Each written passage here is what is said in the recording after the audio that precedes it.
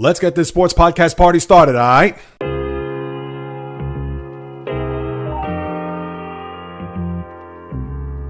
The JAYREELZ podcast. And I will say this, if you do have a rematch between the two, I don't expect fireworks right out of the gate. Maybe there'll be some pushing, shoving. Maybe there'll be chippy. I don't expect to have the 3 fights in 9 seconds like you saw there the other night. Who knows? Maybe you will have a fight off the face-off because now it's the Canadians coming into U.S. soil, and I'm sure the American faithful who are in the crowd, they're going to boo the hell out of the Canadian national anthem. So who knows? That's going to stir up the Canadians. Who knows what the starting lineup is going to be? If it's going to be a carbon copy of what we saw Saturday night. If that's the case, who knows? Maybe you'll have fisticuffs right out the gate. But what I'd be curious to see that, let's say we may get one fight in the first couple of minutes. All right, fine.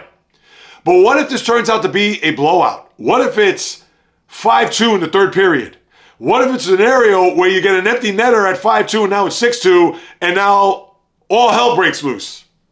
I can see that happening. Now, I don't know if there's going to be suspensions because this is not a situation where it's an NHL game. This is an all-star scenario, and I don't think Gary Bettman and company, it's not as if they've said anything as far as the players trying to temper their emotions on the ice. Now, if Canada wins, who knows if there's going to be a memo sent out, which if you're Gary Bettman, don't send anything out. Let the players police themselves. Don't ruin the game by all of a sudden thinking that, oh, well, I don't want it to be a situation where the fights and maybe scrums and the fisticuffs are going to overtake the beautiful game that hockey is. No, because that's been a part of hockey since the beginning of time. So if that means there's going to be rematches, or if that means there's going to be other fights, or if that means that you're going to have an all-out brawl on the ice between the players and even goaltenders for that matter, then let it be. Don't ruin it, Gary Bettman. If anything, this brings even more added measure and even brings even more eyeballs to the sets, because based on what I read, that there were over 5 million people that watched that game.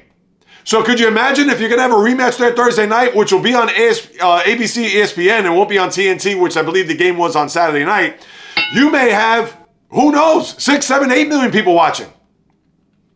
So please, Gary Bettman, memo to you. If it is another USA-Canada match, especially for the Four Nations face-off, whatever the gold or whatever bragging rights they're going to have, don't interfere. Stay away. Don't include the Canada team or the US team in any type of newsletter and any type of Western Union or message, memo, etc. Let the players police themselves, because you'll have a better game overall than if you have to police them, and then you're not going to have any physicality. It's just going to be Disney on ice, and that is it. And to me, I want to see some revenge. I want to see some blood. I want to see some physicality, because that's what hockey's been built on. And unfortunately, it's been pulled away from fans like us over the years. And I get it.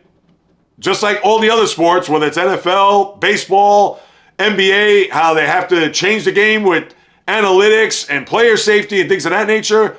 But you're taking away the deep-rooted integrity, intimidation factor of this game, and it will certainly be heightened if that's the case come Thursday if those two teams go at it.